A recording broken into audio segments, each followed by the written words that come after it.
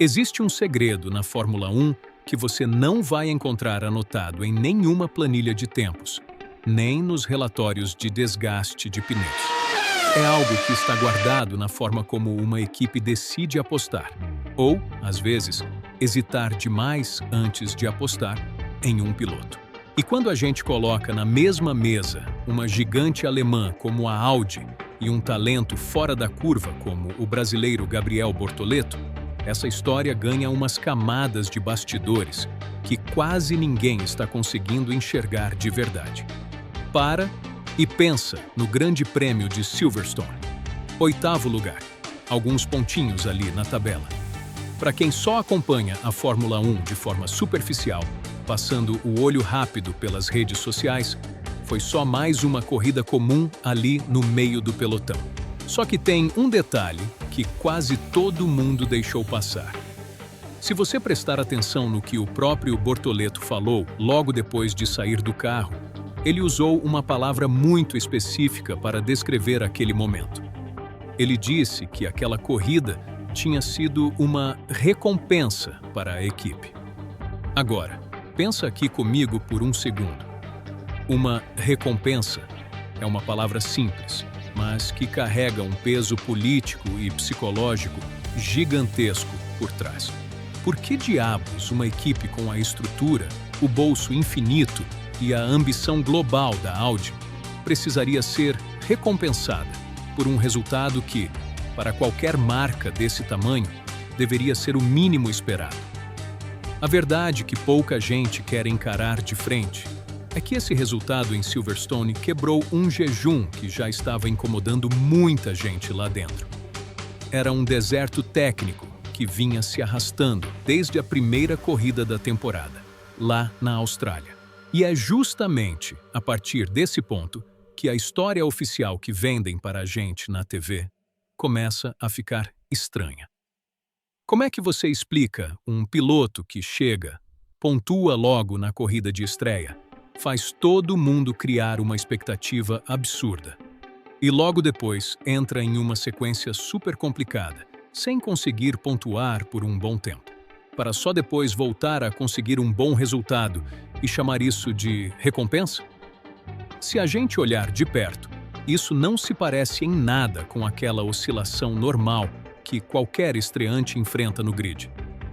Quem vive e entende minimamente os bastidores da Fórmula 1 sabe muito bem que altos e baixos fazem parte do jogo.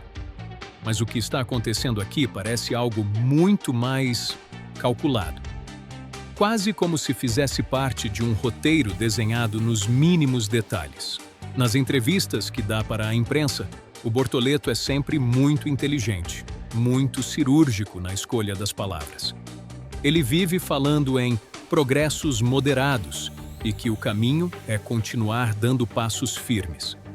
Mas vamos traduzir essa frieza de termos corporativos. O que significa, na prática, um progresso moderado para uma marca alemã que despejou centenas de milhões de euros para entrar na categoria mais cara do planeta?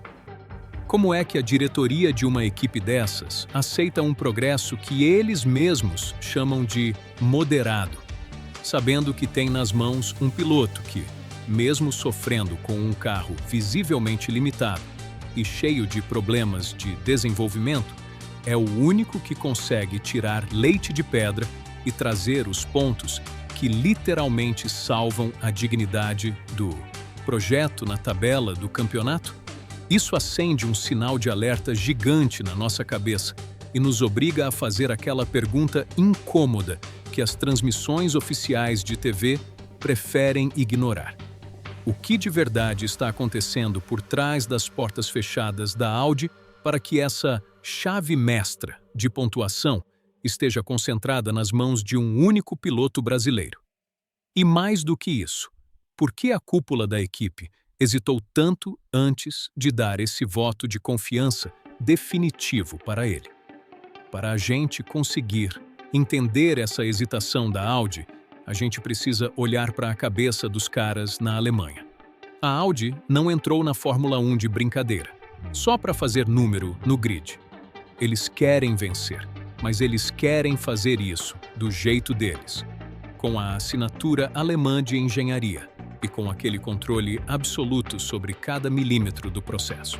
Para os diretores lá em Ingolstadt, colocar o destino de um projeto que custa bilhões nas mãos de um piloto jovem, que veio do automobilismo sul-americano e que não foi moldado desde o início dentro daquela bolha rígida de controle das marcas europeias, sempre foi visto com um pé atrás, gigantesco. Eles queriam garantias de laboratório.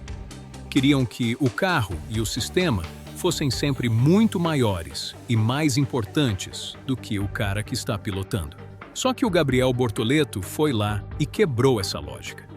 Quando ele sentou naquele cockpit, ele mostrou que não era só mais um piloto para cumprir tabela ou seguir dados de simulador. Ele começou a achar caminhos na pista que os supercomputadores da equipe simplesmente não conseguiam prever.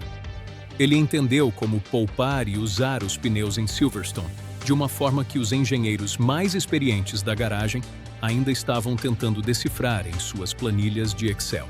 Essa habilidade quase intuitiva de ler a corrida quando a pressão está no limite máximo é o que a gente chama de a chave mestra.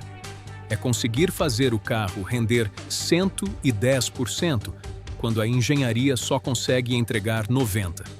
E a Audi sabe muito bem disso.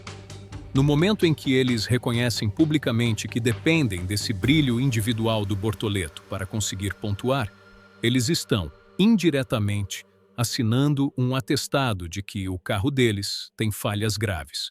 Entregar essa chave para um piloto brasileiro significava aceitar que o fator humano era mais vital do que toda a tecnologia alemã. E você sabe como é. O orgulho corporativo na Fórmula 1 quase nunca aceita esse tipo de coisa de braços abertos.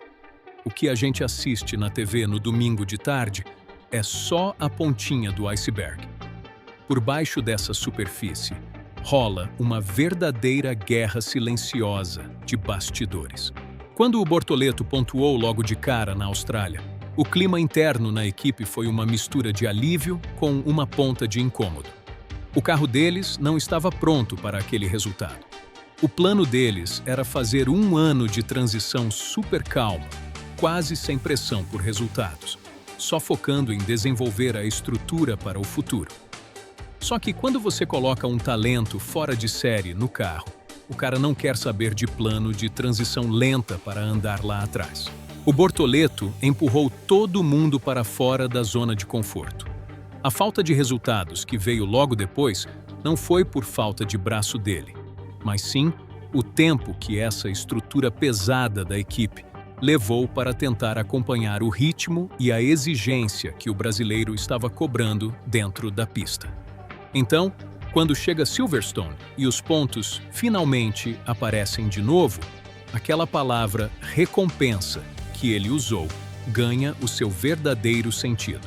Não foi a equipe que recompensou o Bortoleto pelo esforço dele.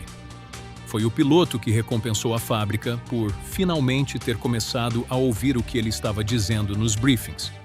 Foi ele provando que, se derem o mínimo de ferramenta para ele trabalhar, ele vai lá e entrega o resultado. Não importa o tamanho do problema. No fim das contas, a Audi teve que se render à realidade. Eles tiveram que entregar o segredo da pontuação nas mãos dele porque perceberam que, sem a sensibilidade e a coragem do Bortoleto, o projeto inteiro corria o risco de virar motivo de cobrança pesada e piada perante os acionistas na Alemanha. O que a gente está vendo acontecer com o Gabriel Bortoleto não é só a história de mais um piloto promissor que conseguiu chegar ao grid da Fórmula 1. É a jornada de um cara que usou a cabeça, a precisão técnica e uma paciência absurda para obrigar uma das marcas mais tradicionais do planeta a confiar no seu talento de forma integral. A chave mestra agora está no bolso dele. E todo mundo que gosta de velocidade está assistindo de perto o que um brasileiro determinado consegue fazer quando decide abrir, na marra, as portas dos bastidores mais fechados do automobilismo mundial. Se você também consegue ler o que acontece nas entrelinhas e sente que a Fórmula 1 é muito mais um jogo de xadrez psicológico do que simplesmente carros correndo em círculo. Não guarda essa análise só para você, não. Manda esse vídeo para aquele seu amigo que também é maluco por automobilismo. Deixa o seu gostei aqui embaixo para dar aquela força enorme para o nosso trabalho independente e se inscreve aqui no canal para não perder as próximas análises que a gente vai trazer sobre o que realmente acontece por trás das câmeras no grid. Muito obrigado mesmo pela sua companhia, um grande abraço e a gente se vê no próximo vídeo.